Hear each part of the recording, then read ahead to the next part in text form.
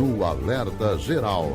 Bate-papo político com os jornalistas Luzenor de Oliveira e Beto Almeida. Os torcedores se preparam para mais um jogo da seleção brasileira contra a Suíça, mas paralela à pauta do futebol, que mexe com a emoção, tem uma agenda política que não para. Em Brasília, os aliados do presidente eleito Luiz Inácio Lula da Silva avançam com a elaboração de projetos e ações a serem implantados no primeiro momento ou no primeiro semestre de 2023. Uma das maiores prioridades é a definição do volume de dinheiro a ser destinado ao pagamento do Auxílio Brasil de R$ 600. De Brasília para o Ceará, a agenda tem esportes e política e acredite, a eleição de 2024 começa a ser discutida de forma antecipada nos dois maiores colégios eleitorais do estado. Em Fortaleza, o prefeito José Sarto não quer dormir no ponto e já trabalha a própria sucessão. Quem conta os detalhes dos bastidores políticos é o repórter Sátrio Salles. O prefeito de Fortaleza, José Sarto, acordou cedo para cuidar da candidatura à reeleição. Ele participou diretamente das articulações para a escolha de um candidato de consenso à presidência da Câmara Municipal e deixou o recado aos dirigentes estaduais do PDT, de que desde já tem o direito a concorrer a um novo mandato. A manifestação, que embora silenciosa, é sentida pelos mais próximos a José Sarto, que não quer deixar espaços para eventuais adversários dentro do próprio PDT. Derrotado na disputa ao governo do estado, quando ficou em um distante terceiro lugar na preferência dos eleitores cearenses, o ex-candidato Roberto Cláudio foi citado como uma das opções para a sucessão de Sarto. A citação passou a ser feita nos bastidores políticos, mas em nenhum momento teve qualquer endosso ou sinalização de Roberto Cláudio. O nome do ex-prefeito surgiu nas conversas sobre as eleições de 2024, diante de uma possível avaliação negativa da administração de José Sarto.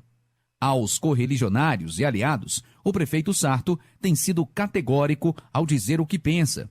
Sim, na reeleição, e para isso já sinalizou com uma aliança com o PT. Durante a campanha ao governo do estado, Sarto apoiou Roberto Cláudio, mas em momento algum foi hostil com o PT ou com o ex-governador Camilo Santana e com o governador eleito Eumano de Freitas. Com informações dos bastidores políticos, Sátiro Salles. São pontos importantes inseridos nessa participação do Sátiro Salles, porque nos remete também a uma pergunta que muita gente começa a fazer. Luzenor de Oliveira, a eleição de 2022 mal acabou e já estão traçando planos para as eleições de 2024?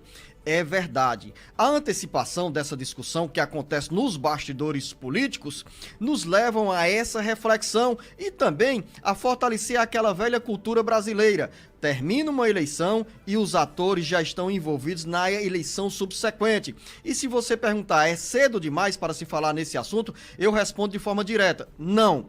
É o momento ideal que, nesse caso, o prefeito José Sarto já dá a largada, não no debate, não para falar publicamente sobre esse assunto, porque é muito cedo, afinal, faltam 2 anos de administração e para não atrapalhar nem contaminar os segmentos de diferentes setores do eleitorado, o prefeito José Sarto prefere ficar mais tranquilo do ponto de vista da articulação interna e somente falar sobre sucessão municipal na hora certa. Mas o momento é oportuno, repito a dizer, porque o prefeito José Sarto já se antecipa nessas articulações, em primeiro lugar, garantindo uma eleição de um aliado à presidência da Câmara Municipal. No caso, o vereador Gardel Rolim, que é o nome de consenso dentro do PDT e que tem o apoio dos demais vereadores da base aliada ao prefeito José Sarto.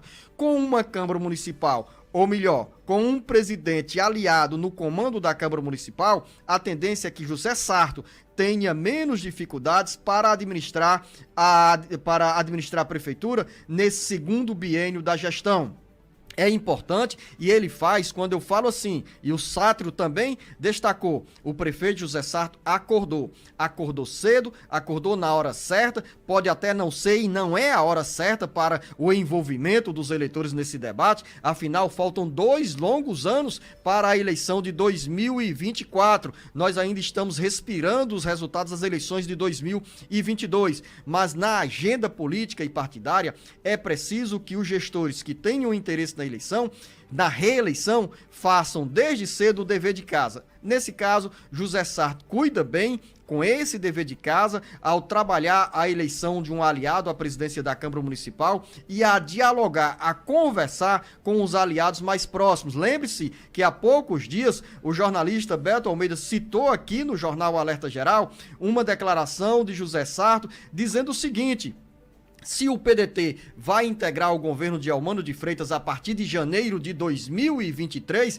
e vai também apoiar o governo do PT na Assembleia Legislativa, é justo, nas palavras de José Sarto, que haja também uma contrapartida do apoio do PT à administração municipal. Com essa leitura, Sarto traz uma abertura de portas na conversa com o Partido dos Trabalhadores para manter uma boa relação com o governador eleito Eumano de Freitas e também com o ex-governador e ex-senador Camilo Santana nas articulações para ter o PT na aliança com o PDT na disputa pela Prefeitura de Fortaleza em 2026. E só para finalizar, antes da sua intervenção, Marcos Furlan, dizer que o senador Cid Gomes, pelas conversas de bastidores, já está também engajado nesse projeto de reeleição do prefeito José Sarto. Jornalista Luzenor de Oliveira, o povo está apressado aí nessa articulação que foi deflagrada pelo prefeito José Sarto e tem como mantra aquele adágio popular, Luzenor: Deus ajuda quem cedo madruga, Luzenor? Tem sim, Marcos Furlan, feliz nessa colocação, porque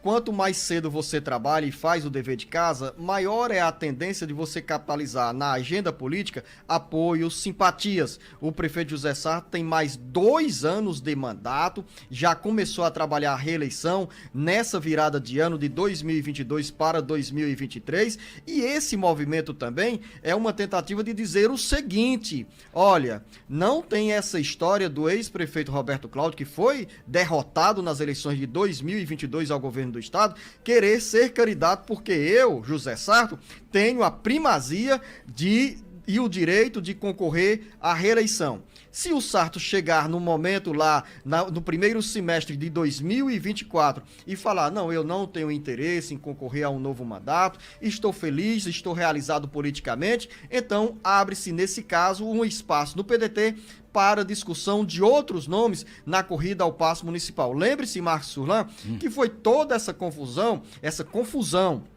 de impor o nome de Roberto Cláudio como candidato ao PDT, deixando de lado a governadora Isolda Sela, que era o nome defendido pelo então ex-governador Camilo Santana, pelo senador Cid Gomes e por boa parte dos deputados estaduais do PDT e também de outros partidos aliados ao governo do estado, que rachou o PDT. A imposição do nome do Roberto Cláudio como candidato ao governo rachou o PDT e também dividiu, implodiu a aliança que era liderada pelo PT, sob o comando de Camilo Santana, e tinha uma solidez com o PDT. Essa aliança foi implodida. Então, para evitar uma nova crise nessa relação e sabendo também que irão aparecer adversários fortes na disputa pela Prefeitura de Fortaleza, o prefeito José Sarto já se antecipa nesse conceito, nesse adágio: quem madruga, Deus ajuda.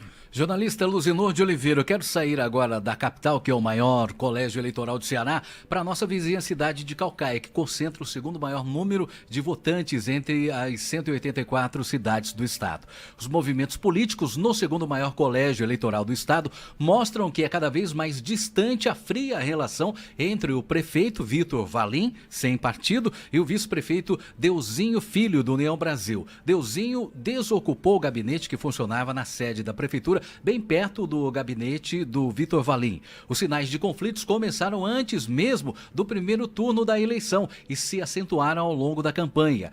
com Vitor Valim, aliado ao governador ao ex-governador e senador eleito Camilo Santana, e ao petista Lula. E Deusinho no palanque do presidente Jair Bolsonaro. Nesse cenário, retrata que o café da manhã entre Vitor Valim e Deusinho é amargo, Luzenor de Oliveira. Retrata sim. Nós temos pouco tempo, você fez uma longa pergunta para uma longa resposta, mas em princípio eu vou responder o seguinte: hoje é amargo o café da manhã entre Vitor Valim e Deusinho Filho. Eu disse aqui ao longo do segundo turno da eleição que a boa votação do presidente candidato à reeleição Jair Bolsonaro em Caucaia iria credenciar Deusinho Filho como futuro candidato à prefeitura de Caucaia em 2024.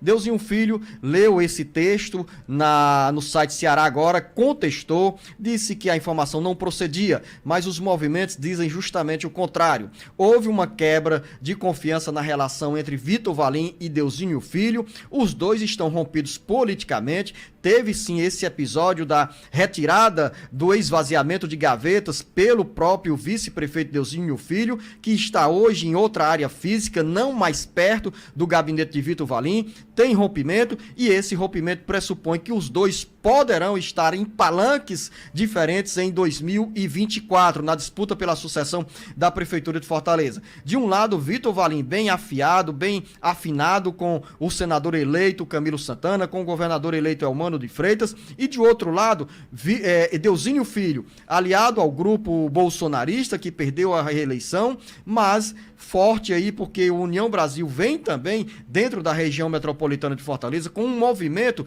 para eleger prefeitos não apenas na região metropolitana. Temos o capitão Wagner, que perdeu a eleição ao governo do estado, mas é um forte pré-candidato à sucessão municipal em Fortaleza, levando essa força eleitoral para outros municípios da região metropolitana. É um assunto que merece mais atenção porque estamos falando do segundo maior colégio eleitoral do estado do Ceará. E daqui a pouco, Marcos Furlan, o jornalista Beto Almeida, chega para falar sobre outros assuntos da agenda política que mexe com a população do Ceará e também com a pauta política em Brasília. A você, Marcos Furlan, boa companhia, e já me antecipe com o jornalista Beto Almeida qual será o placar do jogo Brasil e Suíça.